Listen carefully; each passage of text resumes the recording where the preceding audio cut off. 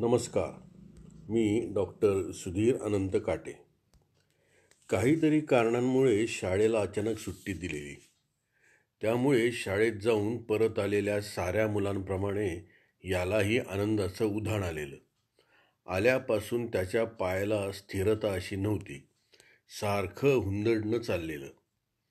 खेळत खेळत मागील बोळातून तो पळत पळत आला. क्षणभरच दम खात उभा राहिला आणि ओट्याला टेकला. परत उठला. डाव्या हातानं खाली सरकणाऱ्या चड्डीला वरती हिसका दिला आणि हातातील चारही काचेचे चकचकीत बैदूल वाकून त्यानं फरशीवर ठेवले. त्यातल्या 3 काचेच्या रंगीबेरंगी बैदुलांना म्हणजेच काचेच्या गोट्यांना एकमेकींना बिलगून उभ्या केल्या. पण चौथी जरा अवखळच. थोडा उतार मिळाला तर घरंगळत पार ओटा ओलांडून ओट्याच्या पलीकडे टणटण करत पायऱ्या उतरून गेली. वय वर्ष 3.5 ते 4च्या त्या लेकराला ते गोटीचं असं रस्त्यावर जाणं आवडलं नाही. हरवली तर परत सापडणार नाही या विचारानं त्यानं पटकन पायऱ्या उतरून तिच्याकडे धाव घेतली.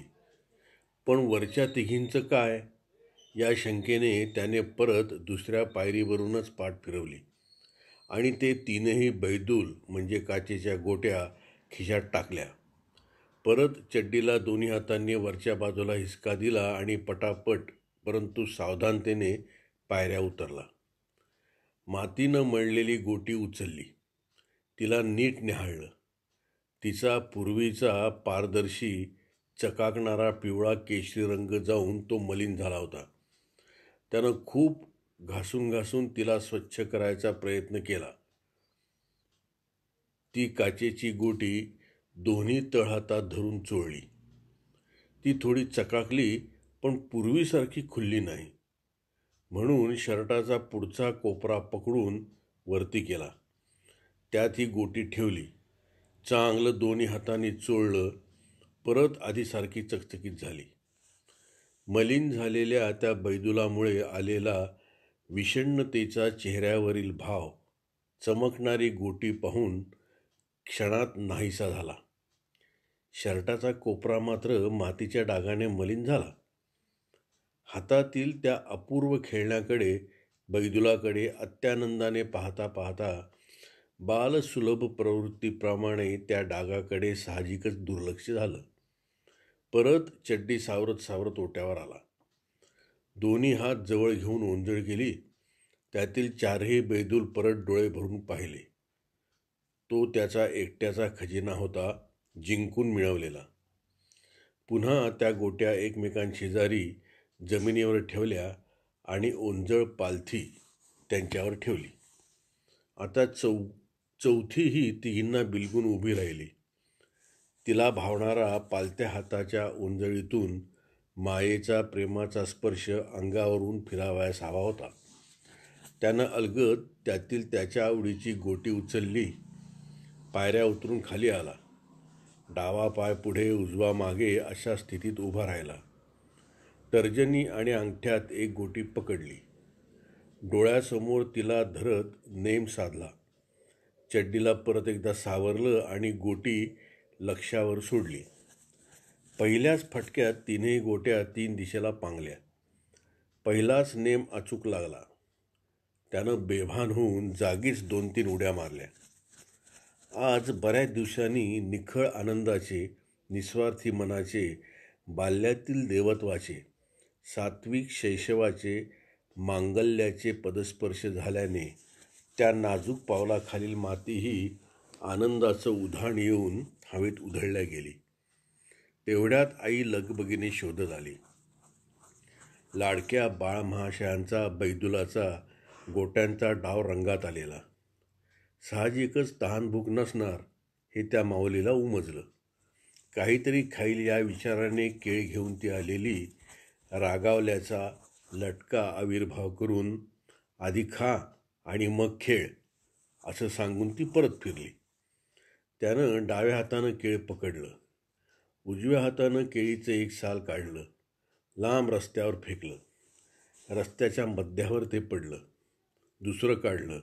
आणखी जोरात फेकलं. पहिल्यापेक्षा पुढं गेलं. केळ खाण्यापेक्षा साल फेकण्याकडे जास्त लक्ष. तिसरं काढलं आणि सारं बळ एकवटून फेकलं. इच्छाशक्ती इतकी जबरदस्त होती की शारीरिक बलानंही तिला साथ दिली. हे साल त्या रस्त्याच्या पलीकडे जाऊन पडलं.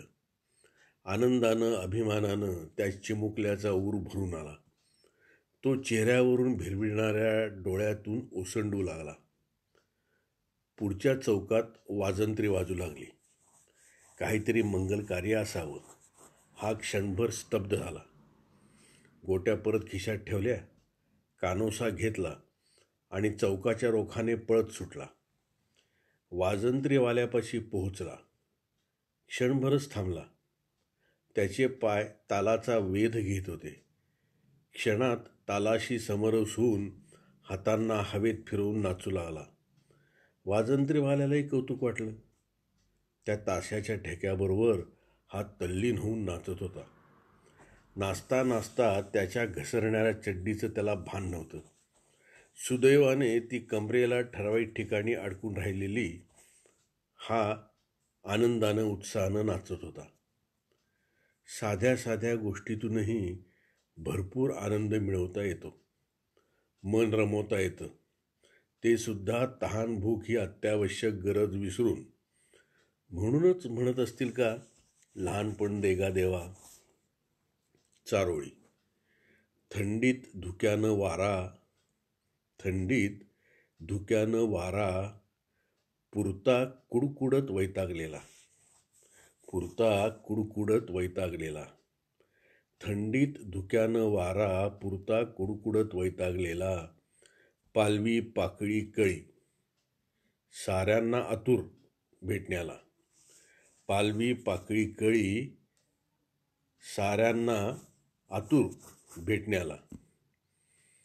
थंडीत धुक्यानं वारा, पुरता कुडकुडत वैतागलेला. पालवी पाकळी कळी, आतुर साऱ्यांना भेटण्याला. प्राजक्त. धन्यवाद.